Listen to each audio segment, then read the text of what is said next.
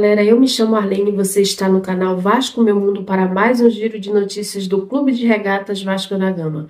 Antes de começar, quero estar pedindo para você deixar o like no canal para fortalecer a Vascaína aqui, se inscrever se não é inscrito e está aqui pela primeira vez e o principal, ativar o sininho das notificações para sempre ser notificado pelo YouTube quando eu postar novos vídeos aqui. Fez tudo isso, então vou direto ao ponto, falar um pouco sobre a partida desastrosa do Vasco ontem, né? Mais uma, por sinal.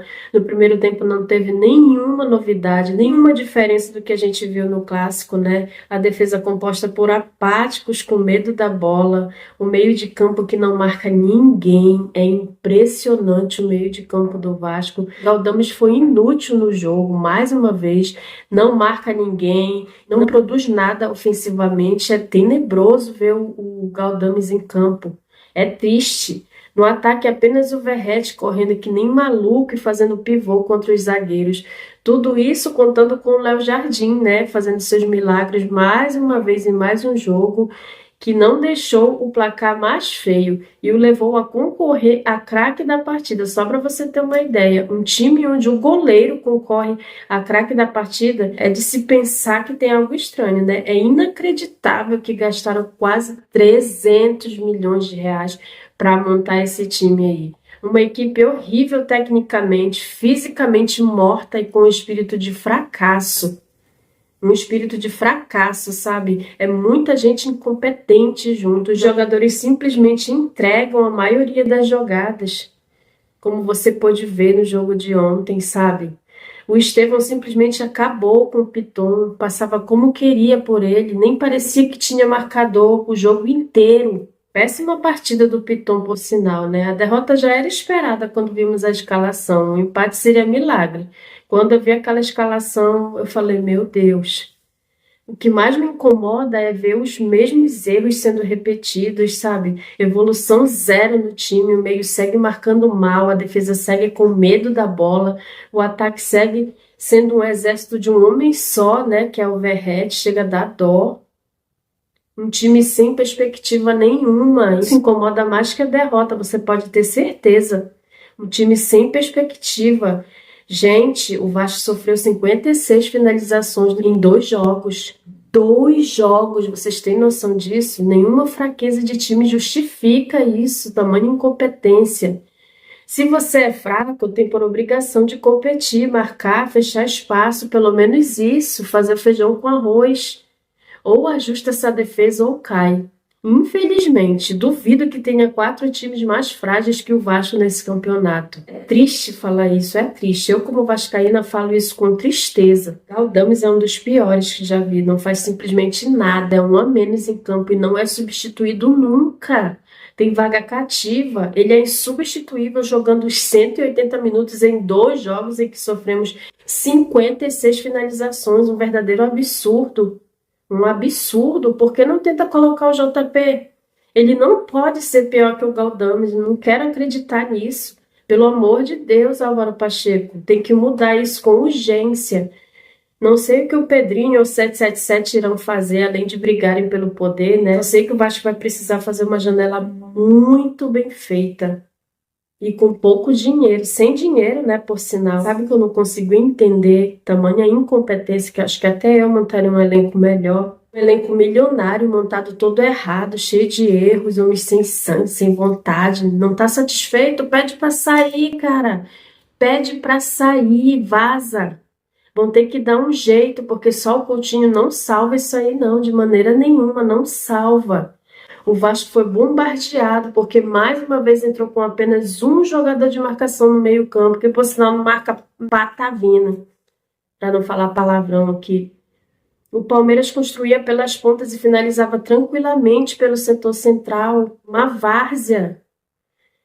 Bom, para terminar o resumo de mais uma partida horrorosa do Vasco, a palavra que deixo é fracasso, elenco fadado ao fracasso.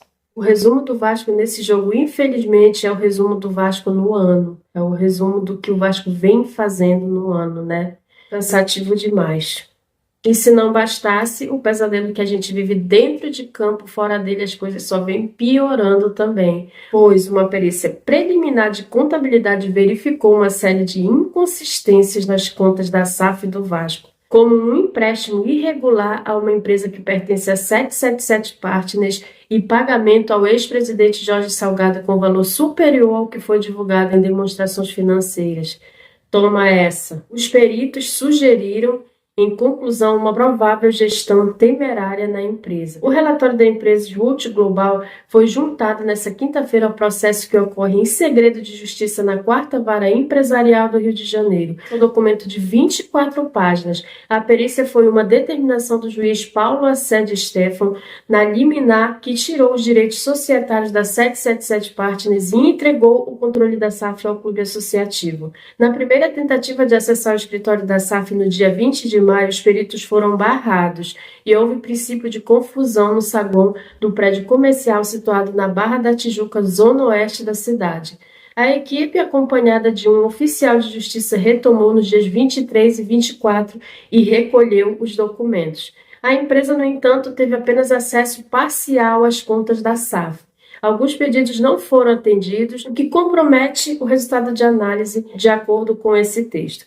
Foi realizada análise preliminar da documentação fornecida pela SAF, tendo sido verificada a existência de indícios de irregularidades ocorridas durante a gestão da 777, inconsistências ou omissões de documentos bancários, ausência de contratos vinculados às operações financeiras, violação à ordem de credores em pagamentos realizados, transações intercompany comprometendo as operações da SAF. É muita coisa, gente. Ainda vem mais coisa por aí, hein? Vamos aguardar. O GE fez contato com as assessorias da 777 Partners e da SAF do Vasco, mas ainda não houve retorno. A reportagem poderá ser atualizada a qualquer momento com as respectivas posições. O relatório é assinado por 6 representantes da Swoolt Global, que são Marcelo Guimarães, que é o presidente, Wilton Júnior, vice-presidente de operações, Yasmin Bastos, contadora, Guilherme Mendes, engenheiro, Maiara Martins, contadora, e Gabriel Tomás, engenheiro. Contas bancárias da SAF. Os peritos afirmam que em reunião a ex-CFO Kátia dos Santos foram informados que a SAF do Vasco possuía apenas uma conta bancária, mas a análise dos documentos verificou a existência de pelo menos mais uma. O pagamento do primeiro aporte da 777 Partners de 120 milhões foi feito entre duas contas pertencentes ao CNPJ da companhia. Abre aspas. Face à evidência apresentada acima, há que se questionar acerca da movimentação bancária da origem dos depósitos mencionados acima. Haviam recebíveis em tal conta? Eram pagas despesas? Qual era o movimento financeiro de tal conta? Qual era a movimentação financeira de tal conta?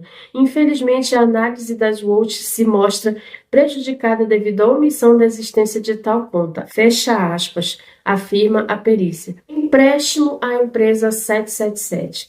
A perícia solicitou os documentos de transferência envolvendo o Vasco SAF e empresas da 777 Partners, as chamadas Intercompany.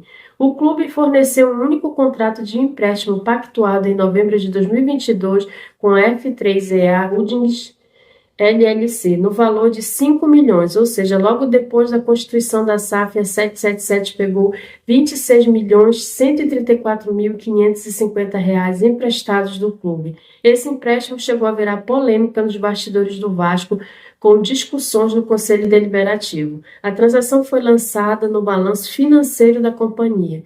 De acordo com o contrato, a F3EA Holdings deveria retomar o valor em duas parcelas de 2,5 milhões, mas a perícia verificou que o pagamento foi feito em 12 parcelas depositadas entre o período de dezembro de 2022 e maio de 2023, não sendo verificado o correto acerto dos juros mensais de 1,2%, muito menos das penalidades devidas em razão do atraso do pagamento, que são os juros, de 1% ao mês. Abre aspas. Ou seja, uma empresa que teria a responsabilidade de investir na SAF, ao contrário disso, toma empréstimo no valor de 5 milhões com a mesma, sob a alegação de ganho financeiro, o qual se verificou que não ocorreu, face o pagamento realizado de forma parcelada e não o pagamento dos respectivos juros. Fecha aspas, concluiu o relatório. Agora o pior, hein? Pagamento a Jorge Salgado. Presidente do CRVG na gestão anterior à de Pedrinho, Jorge Salgado é um histórico credor do Vasco por ter emprestado dinheiro ao clube mais de uma vez. Antes da instituição da SAF, o clube devia aproximadamente 25 milhões a ele. A perícia verificou que em setembro de 2022 houve pagamento no valor de 5 milhões 52.397 reais a Salgado, mas a quantia lançada no balancete daquele mês foi de 4.740.000, abre aspas. Sem a devida documentação vinculada a esse valor, muito menos ao passivo ligado ao senhor Jorge Salgado e ao Vasco, Swoot não pode tecer comentários sobre tal pagamento, muito menos quanto à vinculação dos multos, apenas levantar tal inconsistência para fins de posterior verificação, haja vista a divergência de valores e a proximidade do pagamento efetuado ao senhor Jorge Salgado e a assinatura do contrato de investimento, fecha aspas, diz um trecho do relatório. Jorge Salgado foi procurado pela reportagem do GE, para comentar sobre o assunto, mas ainda não respondeu. Mas como ele é cara de pau, tenho certeza que ele vem com as respostas dele, com as réplicas dele falando a respeito disso, No mais é isso, você que ficou comigo até o final do vídeo, deixou um like para fortalecer o canal, se inscreveu se não é inscrito e está aqui pela primeira vez, ativou o sininho das notificações para sempre ser notificada pelo YouTube quando eu postar novos vídeos aqui. Se fez tudo isso, tamo junto, muito obrigada. Beijo, galera, até o próximo vídeo com mais notícias do Clube de Regatas Vasco da Gama para você. Saudações vascaínas.